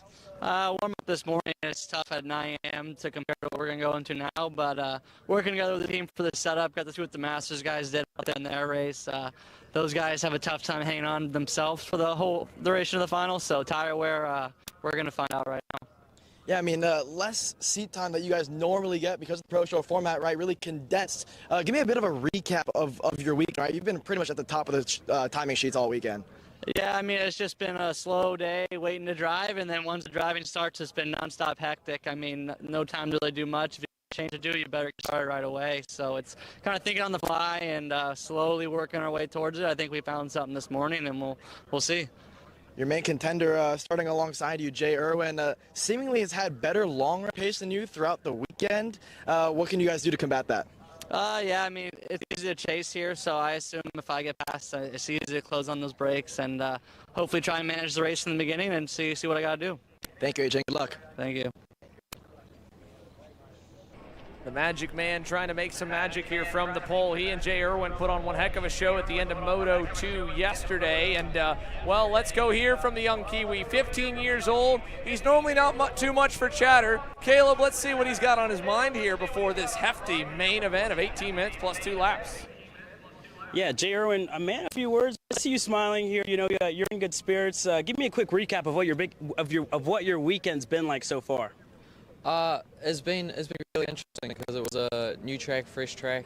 So I think we learned it fast, but then when qualifying came, I made a mistake and we qualified back. But then through the heats, it's been good. We've been fast. Yeah. Yeah, and I mean, you were a little too excited at the start of that second moto, right? Got the jump start there, but you're starting on the front row alongside AJ, a guy who's really good when it comes to whole shots. I mean, you're starting on the outside. What do you need to do to get ahead of that guy across the front row? Yeah, the jump start, that was a bit of a mistake. But no, we'll just have some good warm-up laps and see where it goes from there. Sounds good. Well, best of luck, Jay. Thank you. Back to you guys. A long trip over here for Jay Irwin to come and race in Charlotte, North Carolina, and a long trip back home, but that 15-hour difference here and that long plane ride will be a whole lot easier with a one extra checked bag, a big Queen City Gambit trophy. One other guy that has a really good shot at it with his pace so far this weekend has to be his teammate, Ian Quinn. And the PSL Karting Bureau Art boys have been equally fast. So let's go to Alex and hear from the other one on the Red Army inside the top 3 rows. Thank you, Xander. Well, Ian, you're not a newcomer to the shifter field, but for sure this is the highest up we've seen you. I mean, not only highest up, we've seen you lead one of the Pro Moto races. So, I mean, talk to me about what it's like to go up against, I mean, one of the highest, highly decorated drivers in shifter history. Yeah, I have tons of respect for AJ, tons of respect for J2 and Gavin over here. They've all got tons of laps and tons of speed, and I'm just happy to be up here. But, you know, we got to the lead early in the race. Couldn't hold it for long, but I like our new tire pace. I like the way the chassis is handling, and I like the way the motor looks by the numbers. So I think we've got something to fight with. Not only do you like the new tire pace, I'd say Pro Moto 2 was impressive with able to carve your way through a little bit after falling back to about 5th. So, I mean, what can you expect in this one? What did you learn from yesterday's moto races? I learned, you know, I can't push it too hard in the beginning of the race. I got to keep my tire temps down. It's going to be a real long race, so I got to make the right choices and push when I only need to, put myself in the right spot and defend only when I need to. Keep them tire temps down and keep the kart handling good. Thank you, Ian. Thank you. Back to you. There you go from Ian Quinn. Happy to be up there, but definitely driving like he deserves to be up there. Another guy who has been up there this week, but maybe not as flashy as some, just a couple consistent moto runs, has Gavin Bayith starting in 3rd. Caleb? Thank you, Xander. Gavin, right? P3 again. You were P3 in both of the motos on the starting grid. You're starting 3rd here once again.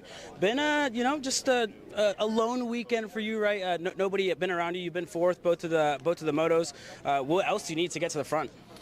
I think we were just lacking a bit in tire pressure. I think we were a bit too high for all the motos. So I think if we can get the tire pressure dialed in for this final, I think we're usually good on our new tire pace. So I think we'll have something for them. Yeah, and you've had really good starts. I mean, yesterday you were super consistent with your starts. Can you give us a good one coming into this one? Because you have to beat the guys of Jay Irwin and AJ Myers. Yeah, I'm hoping to just get a good hole shot and then just be there on that first lap. I've fallen back. I've had pretty good starts, but I've fallen back a couple spots, but then I get them back immediately. So I think if I can get off the line a little bit better this time, that's where it'll count. Sounds good. Well, best of luck, Gavin. Thank you. Back to you, Xander. Gavin Bayith in that Trinity Karting Group Kart Republic from the inside of row number 2. And like Caleb said, 4-4 in the 2 motos to this point. He looks pretty sporty. Now, you can see the helmets are coming on. That means that we are getting set to go green, moments away from the Pro Stars main event. And, well, it doesn't look prettier than this if you're a gearbox racing fan. 24 drivers, a man and mechanic about ready to bump start off the grid. Let's see exactly how they'll be lining up here today. As AJ Myers hops on into his seat, he'll be the first one on the inside of row number 1. Alongside him will be Jay Irwin in the 220 PSL Karting Bureau Art. Bayith and Quinn, we talked to both of them. They're on row 2. Michael Riccio and Justin White, row 3.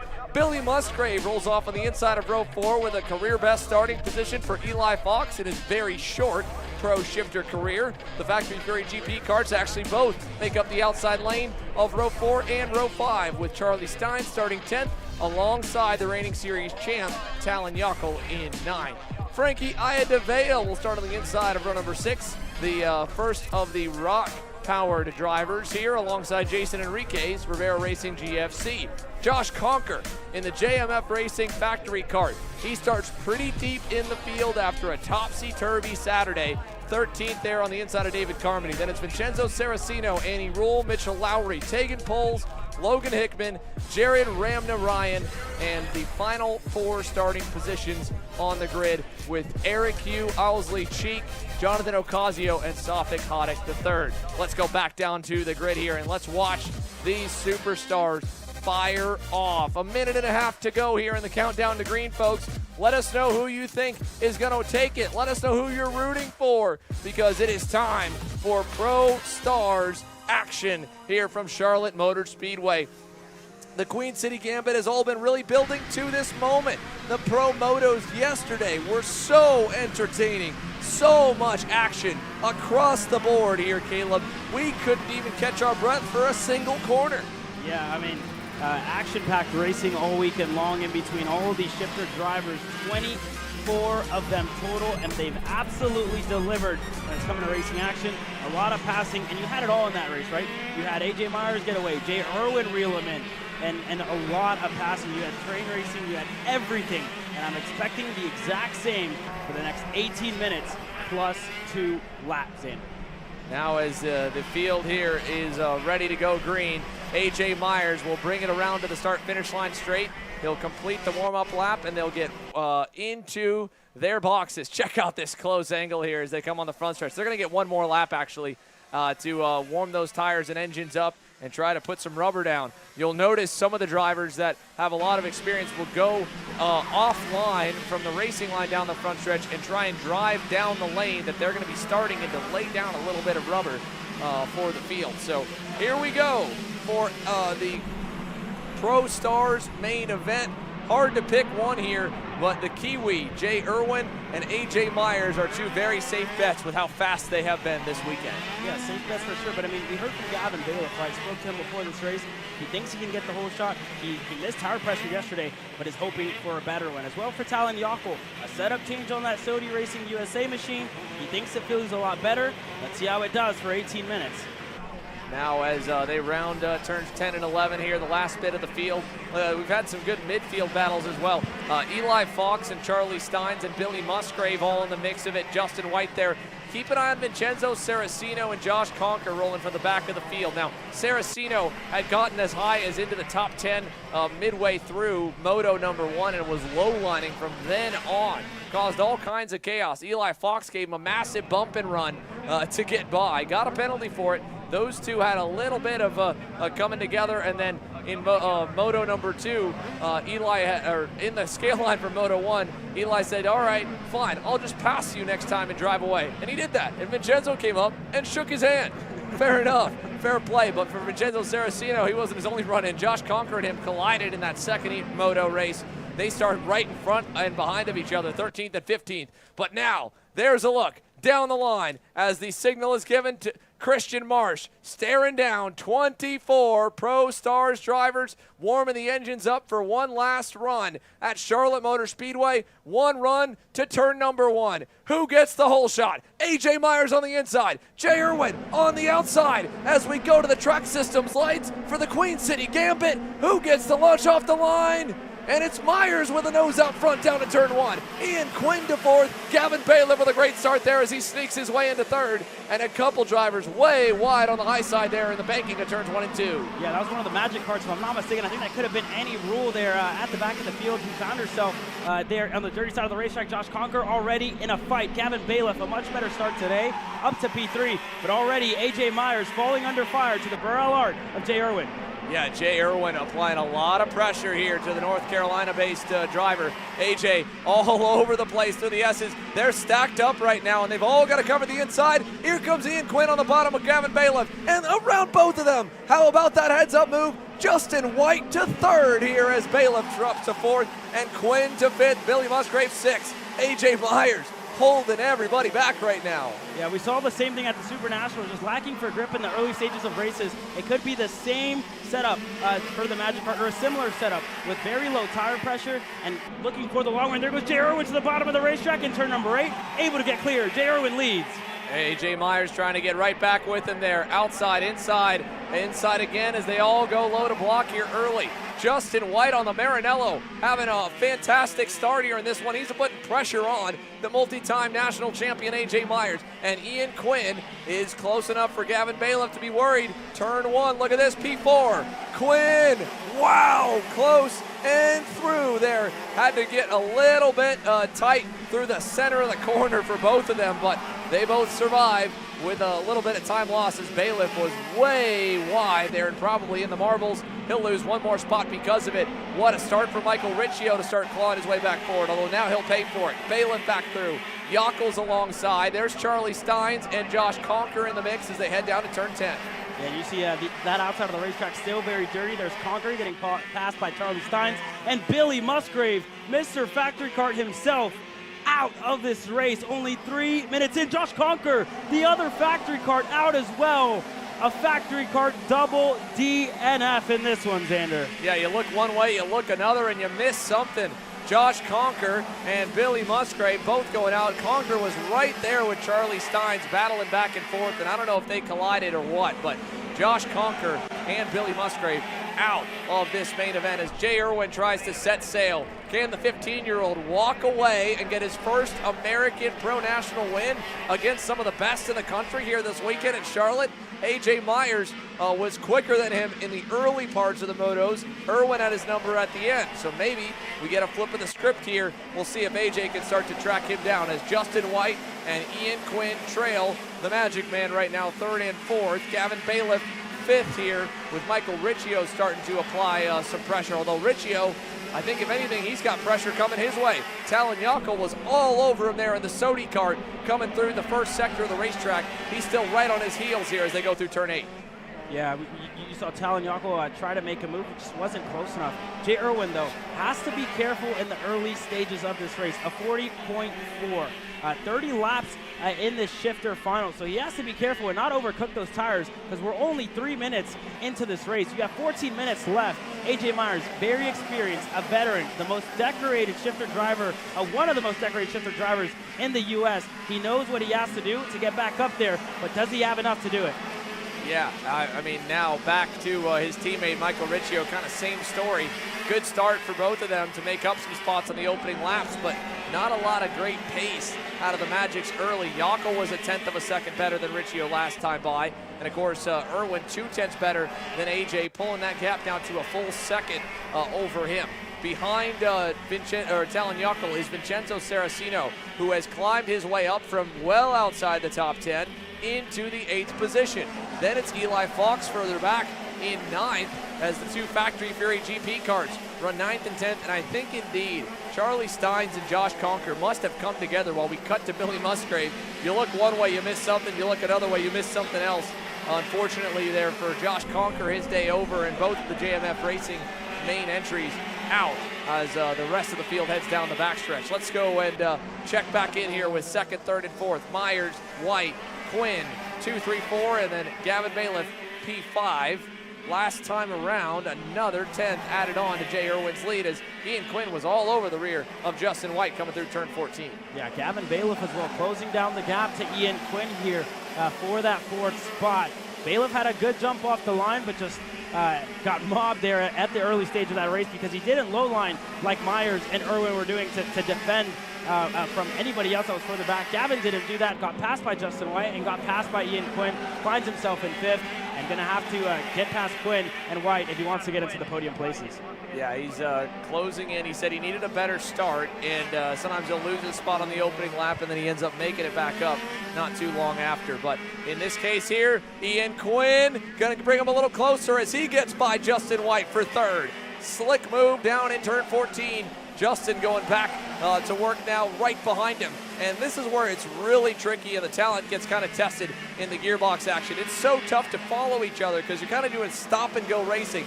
Drive into the corner really hard, bang down a few gears, use the front brakes, rotate, and then launch out of the turn. So being as close as they are, this is tough on its own, much less passing each other as Gavin Bayith gets by Justin White as well in turn 8. Yeah, good move there by Gavin Bayith in turn 8. Ian Quinn now all over the rear bumper of AJ Myers.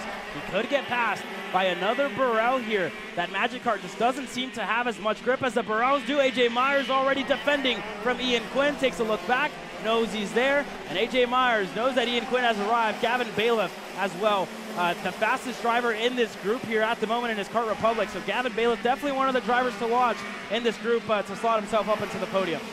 Yeah, Gavin Bayith on that TKG Kart Republic starting to really make some ground up. He was not necessarily second quickest. That went to Talon Yako and Michael Riccio further back.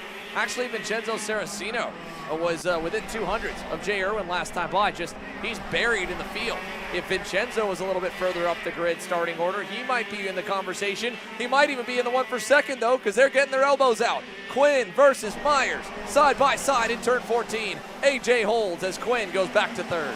Yeah, Quinn having to stay in third, but you know Quinn has a lot more pace than AJ Myers here and is going to want to go because Gavin Bayith and Justin White are right there. We've seen a lot of moves in the single speed categories throughout that section. It's going to be harder for Gavin Bayith to get the jump, but not impossible. Down the back straightaway here, Gavin Bayith still too far back. Justin White kind of looking on. All of this fighting is allowing Michael Riccio and Talon Yako to close up in this massive gaggle for second, with the veteran holding them all back as long as he can. We're still early enough in this main that there's a chance that they could really start to make some ground back up, but as things run, Jay Irwin, 2.7 seconds and counting out in front of the field. Yeah, very good lap times by Jay Irwin in this one. But AJ Myers, I mean, I can't fail to mention something's gonna miss for these Magic Karts. Michael Riccio as well, struggling for pace, a 40.8, Myers a 40.9. I mean, Riccio closing down the gap, but just not the start that he would have wanted at all, Xander. No, it took him too long to get going here, I think, Caleb. As here comes Ian Quinn, looking again, he can't get by. I think they both have speed. I mean, you compare it, Irwin did a 40.8 last time by. His personal best, a 40.3 is, there's Ian Quinn with a diver in turn 14. Myers can't do anything about it. Ian Quinn to second as, wow, did Justin White and Gavin Bayith get a little bit sideways in turns 1 and 2. But Quinn completing a PSL karting 1-2 now, as they definitely made a leap forward overnight and seem to be the class of the field. But I think personally, while Quinn probably has a little more speed in the tank, for AJ and for Riccio, yeah, they may not have had as much speed in comparison as yesterday, but more than anything, a very slow start for the two of them, and that's why we've got a 3-second gap between Jay Irwin and Ian Quinn. Jay's quick. I don't think Ian Quinn is 3 seconds off in the same piece, but he had to get around AJ, who was not making his life easy. Yeah, and Talon Yako still struggling behind Michael Riccio here at the moment. Quinn opening up that gap to Myers, who's going to fall under fire here shortly to the Trinity Karting Group Kart Republic of Gavin Bayith. Still, he was able to get around there. Justin White now currently sits in that 4th spot. Going to try and make the move on AJ Myers. But he has to pick and choose the corner he's going to do it in, because AJ Myers is not too far off the pace in this mid-stage of the race. Now let's take a look at the back of this group here. Not only are Michael Riccio and Talon Yako closing in, Eli Fox and Vincenzo Sarracino have been consistently lapping better than the majority of that pack. I mean, they are all really going to start fighting now for the 3rd spot as Quinn begins to get away, and Myers with a train of maybe 7 of them all lined up.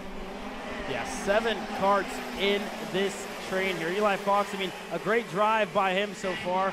Again, Talon struggling to get past Michael Riccio. We've seen how hard it is to pass, but Talon just struggling here after that setup change. It's helped him out a little bit. He's up in a 7th. He was 8th yesterday. A much better race, but, you know, considering where Talon wants to be with that number 1 plate, not ideal.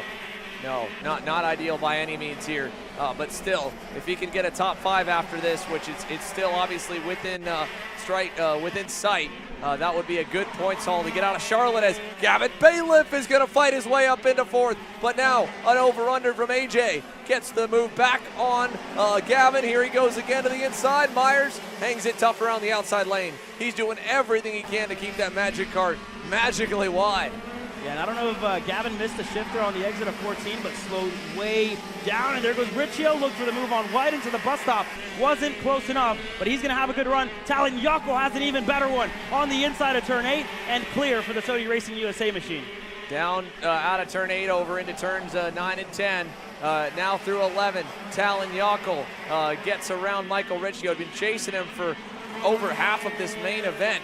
And behind him there, Vincenzo Sarracino even a little narrow as Eli Fox chases on. Then it's Charlie Steins. David Carmody runs 11th. Frankie Ayadavea 12th. Safik Haddock the third in 13.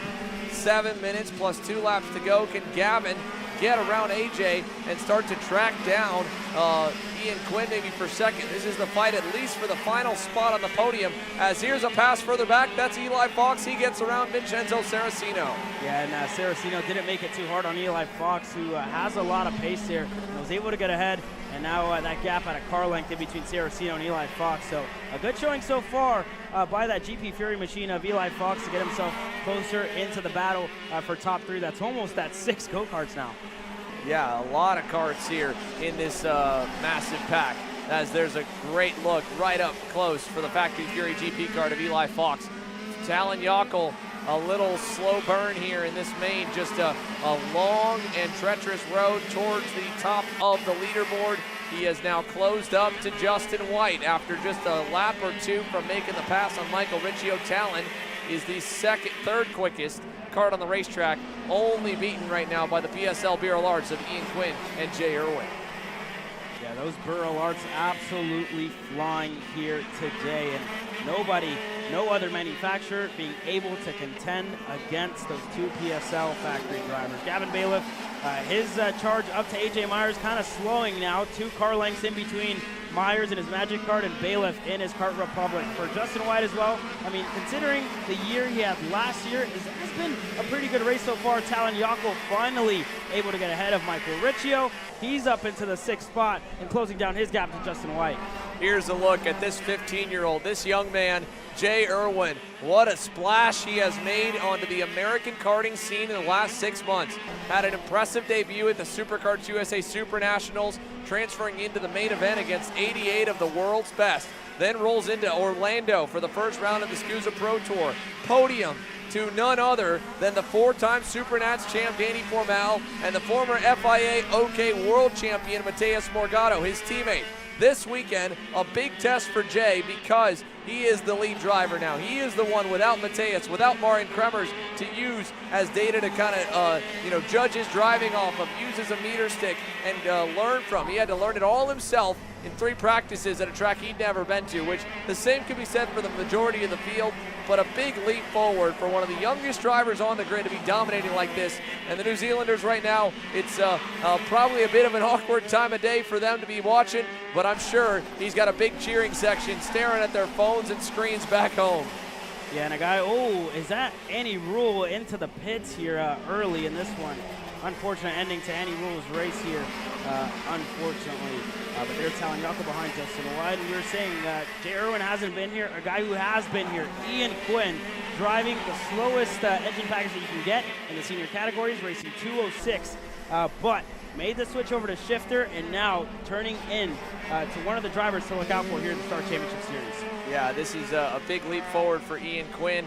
Gavin Bayith as well here to run with AJ Myers. You think back to the Clash at the Club, the last race of the Stars Championship Series last year. It's the home racetrack. It's literally the home for Gavin Bayith. The Bayith family living on site at the track that they own and manage, the Motorsports Country Club of Cincinnati. And for AJ to rock up there like he has the last 2 years and have the speed that he has. Gavin was closer that weekend, but it's not close enough to AJ. But here at a track that he'd never driven, a track AJ had never driven in a gearbox car, and to be right there with them, I'm sure is a big testament to the work that those guys have put in over the offseason back up in Cincinnati, Ohio.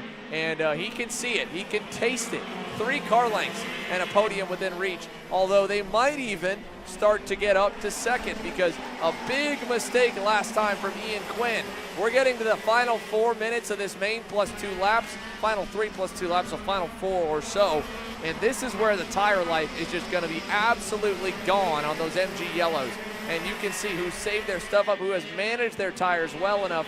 Ian Quinn was nearly a full second off of his personal best time last time by, and he's now within a second of AJ Myers. At the same time, Justin White under heavy fire from Talon Yako through turns 10 and 11. Yeah, much better showing today for Talon Yako. Been a slow start, but has definitely figured it out here in that Sodi Racing USA machine. Has been growing pains for Talon Yako. Doesn't have teammates here this weekend, so has had to lead the charge. And like you said, doesn't have AJ anymore. It's only him under that tent racing in the shifter category, and he's doing quite well. It seems like whatever he changed has worked out, because he's now contending for a top 5 finish. Yeah, he is right there. Michael Riccio, even though he did lose that position to Talon Yako a few laps ago, he stayed right with him, kept him honest as they've all kind of just stayed right around each other. Then further back through the rest of the pack, we've got a lot of drivers kind of running on their own. Charlie Stein's all alone in no man's land in 10th. He's 5 seconds out from the next car, 10 away from the one behind. So no battling there. David Carmody, Safik Haddock, they're pretty close together as they got past Frankie Ayadavea, and then it's Jason Enrique, who may go under threat of going one lap down, as there is Mitchell Lowry in the 221 pulling off to the side to allow the leaders to go through.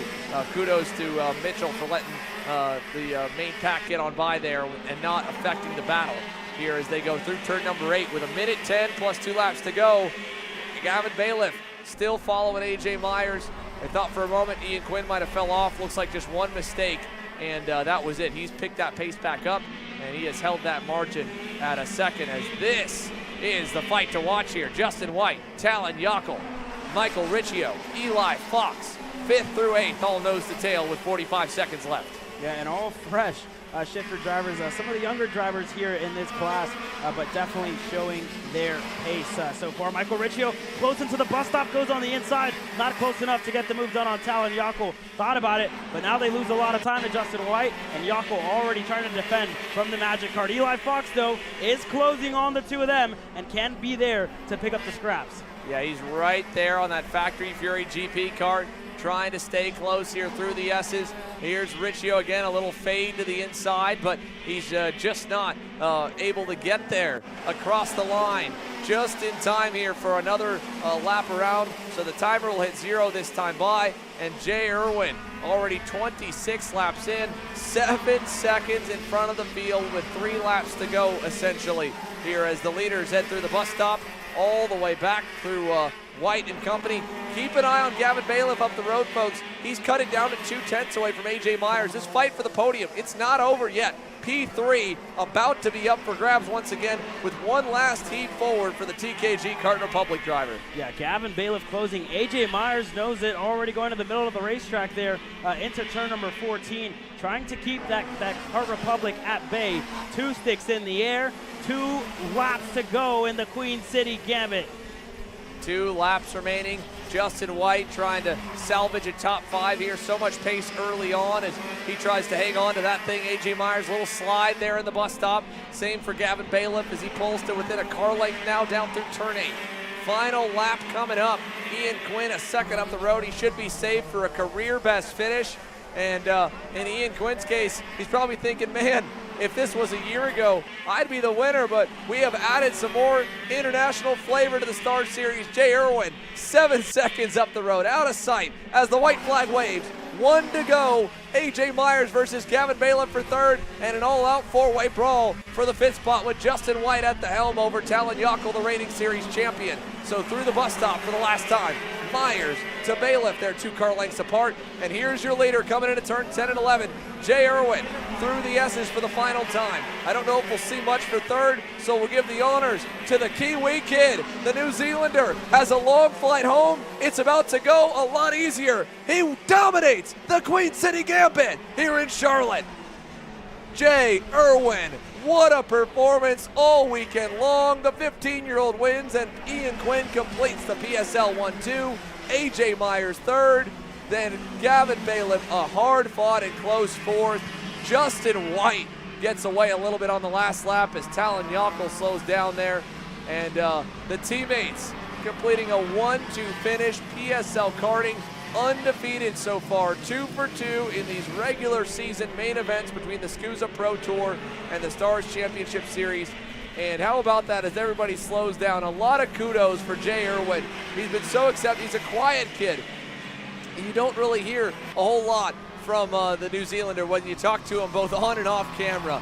He's always thinking, it feels like. But now I hope we get a big smile because he deserves it. Donuts on the front straightaway here at Charlotte Motor Speedway for Jay Irwin and PSL Karting. A picture-perfect end to the day here in their debut at the Stars Championship Series. And that's another thing important to note. A team's first trip to the Stars Championship Series. A 1-2 in Pro Stars for PSL Karting. Ian Quinn's got to be fired up. Obviously, he's in good spirits there.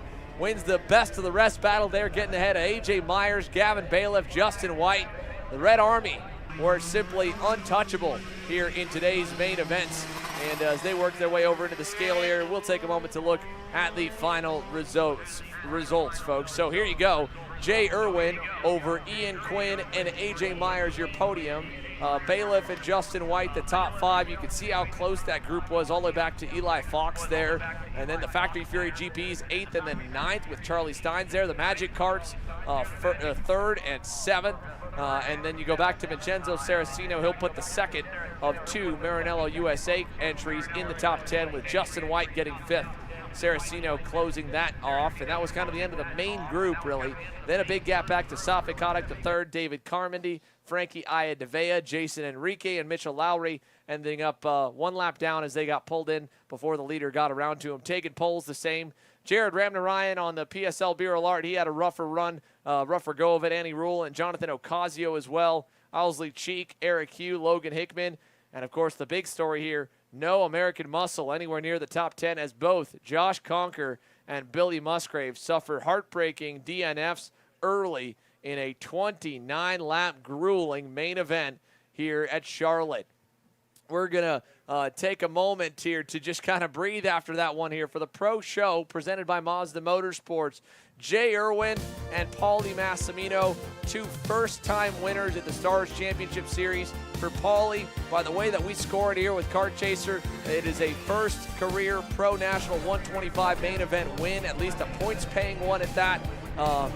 Comparing all of his starts and all those podiums to come together, and he's able to do it at a racetrack that he grew up just a little ways down the road here. He's got his girlfriend here as well. His whole family is here, and I'm sure they're having a great time over in the garages from Charlotte Motor Speedway. We've got to talk to all of our top finishers. Let's go down to a few of them over in the scale line. How about first up, 3rd place, AJ Myers here. Alex? Thank you, Xander. We can see the sweat dripping off your forehead here, AJ.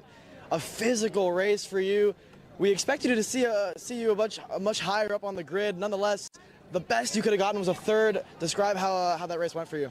About as bad as it could go. I mean, good start, and then just, I don't know what happened. It was nowhere near what it was in the morning warm-up, and so we got to think about that, and it's got to stop happening to us in the finals. So we got to figure out what's going on in the finals and do better. Yeah, both of the Burrell boys got around you during that race. Was there anything you noticed, the characteristics of the go-karts that were different than what you were feeling throughout the weekend for you? I just felt like I had nothing. As soon as he got by, I just had nothing. He was gone. I had to hold Quinn off for a while. Once he passed me, he was gone. It was just, I don't know. It was bad. Thank you, AJ. Thank you. From AJ Myers there with a bit of disappointment at the end of his main. We go to the rest of the major contenders. What a performance, of course, for Jay Irwin and Ian Quinn. We'll talk with them shortly, and there's still quite a few other big runs in the top 5 and top 10. How about it for Trinity Karting Group's own Gavin Bayith? Oh, so close to that podium here in Charlotte, but man, he's got a smile on his face after that lengthy 29-lapper here around Charlotte Motor Speedway. Caleb? Yeah, Xander, I think you said it best. 29 laps. We talked about it yesterday. You knew it was going to be physical, and oh, so close to the podium. Oh, yeah, I know. Not a lot to say. I think I need to work on the kart a little bit more. I just don't have quite the drive off of the corners that these guys do, so every pass I have to make is from a mile behind because I can't get up to them close enough coming off the next corner. Yeah, and I mean, you had the start that you would have wanted, right? You were up in 3rd early on, but just fell back. Do you think your long run pace just was missing a little bit, or what was it? Yeah, I think I just got to get used to low tire pressure. This track and the new tire compound seems to take a little bit lower of a tire pressure. It's not something I'm quite used to. So I think the more I develop with that, the better it'll be. And I think mid-race we were pretty good, but then it just fell off again towards the end. So I don't know. Well, not a bad result. 4th overall, so thank you, Gavin.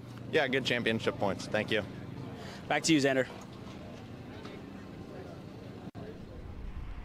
Thank you, Caleb. Here, live shots from Charlotte Motor Speedway in the infield as the on-track action comes to a close. We're going to get ready to chat with a few more of our major finishers here. Justin White, fast early and hung on strong to get a top 5 finish here on the first race of the season. He's standing by now down with Alexander Searle. Yeah, Justin hanging on there for a top 5 finish. We saw you kind of shoot out of a cannon there at the start, up into the top 3, fighting with Jay and AJ at the start. What do you think you lacked there at the end of that race? Just lacked a little bit of pace and a little bit of endurance on my part. I think I could have drove some of the corners a little bit better, and I think if anyone's to blame, it's a little bit me. I mean, throughout the motos yesterday and even in the qualifying session, the pace seemed to be there. Is there anything you think you could have done in this race to maybe better your result anymore, or do you think you maximized what you could have done? I think I could have done quite a bit things better. I should have passed AJ when I could have and got away from Ian and them, and then I possibly could have had a better race. I think I maximized it pretty well. Thank you, Justin. Thank you. And from one superstar in the top 5 to one that was top of the top 5. Top of the field, top of the pylon, and a fantastic end to his second stateside trip in 2024. First up, Jay Irwin dominates here in Charlotte, and Ian Quinn standing by as well here with them for a PSL 1-2, Caleb. Yeah, and it seems like the long flight was worth it. You're the first driver and the first race winner in Stars Pro Show history. How does that sound? Oh, it's really good. It feels really good. I'm glad that we came. Yeah, and I mean, talking about the race, right, you didn't get the whole shot. AJ was in the lead early on, but made the pass, didn't look back from there. Walk me through it. Yeah, the start, I didn't get the best start, but then we motored him down the straight, and that's how it happened, yeah. Sounds good. And you have a lot of family here. Who would you like to thank for this win? Oh, I want to thank my dad most of all.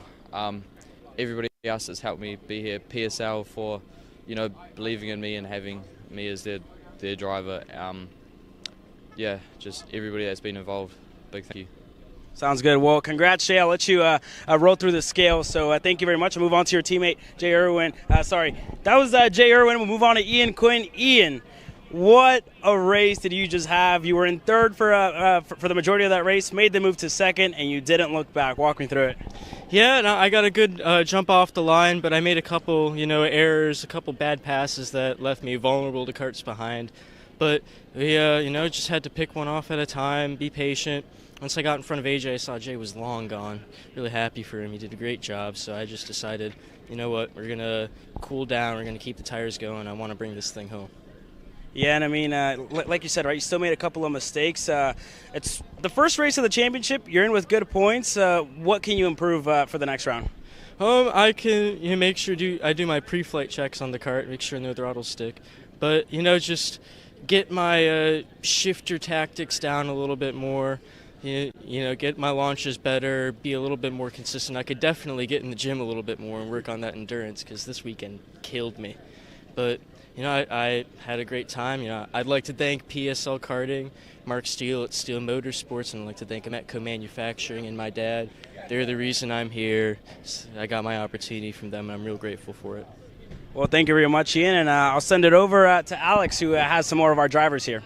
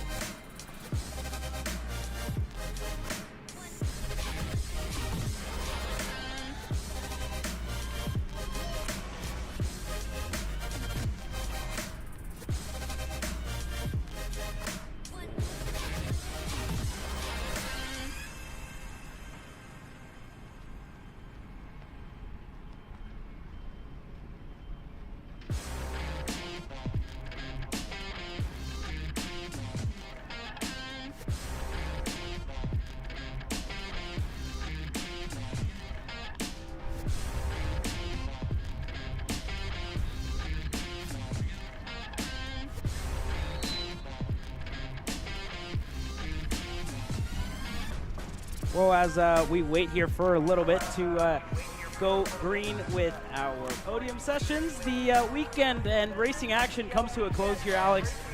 Joining me here back in the booth. Man, a lot to debrief from the weekend. But hey, good thing we're live on Tuesday, all right, for Grid Talk Tuesday, and we'll debrief everything more in depth from everything that we saw today. So if you guys want to hear more about what we just saw, where we will debrief and talk about all the action this weekend. But you've been trackside all weekend long. What's it been like? We know the energy was at an all-time high. And just walk me through what you saw in your big takeaways from the weekend. I mean, it was high energy, like you said, all throughout the weekend. Even, I mean, really today, electric down on the grid, right? Really, because everyone only gets one final today, right? There's the only race they got a warm-up, boom, right into a feature race. And while the pro show events were 18 minutes plus 2 laps, the main ones were also 15 minutes. So they were still very long races, and that's why we heard for a majority of the drivers in the KA classes this morning, the Master Shifter drivers, the OKNJ drivers, they kind of gave us a bit of insight into what we expect from the pro show, which was tire wear. We saw it again in the pro show. So, yeah, a lot of great driving in the OKN class, in the KZ Stars class, and Caleb, I mean, I think the racing that we just saw in both the pro show classes was incredible. Yeah, so it looks like Mr. Car Chaser himself is down there on the podiums and ready for podium. Xander, we'll send it down to you. Thank you, guys. I'm going to actually step out of the way here. We're going to keep the backdrop in view because guess what? I'm not the star of the pro show presented by Myers Motorsports. We're about to meet the three as they get their trophy presentation. First up here, third place here at the Queen City Gambit, round 1 in Pro Stars, A.J. Myers.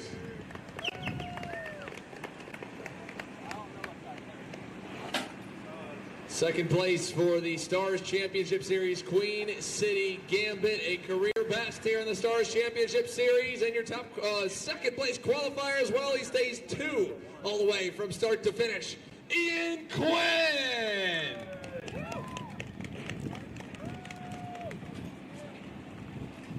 And sometimes the longest road travel has the biggest payoff. Well, it's a long way from where he is back home. The Kiwi Kid, 15 years old, and our inaugural Queen City Gambit champion, Jay Irwin.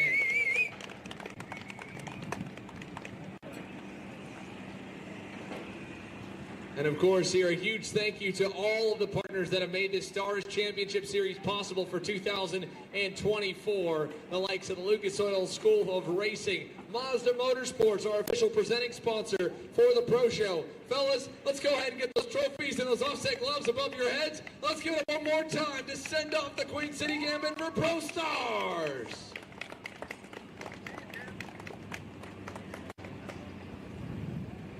And with that, for those of you watching along at home here, that concludes our coverage. Thank you for watching from Charlotte Motor Speedway, America's home for racing and our home for opening weekend in 2024 of the Stars Championship Series. We're back in a month at Newcastle Motorsports Park for King of the Castle. And of course, our coverage from racing here on Kart Chaser continues every weekend all the way through. Congrats to our top 3. Congrats to Jay Irwin and Paulie Mamino, our Pro Show winners. And we'll see you next time.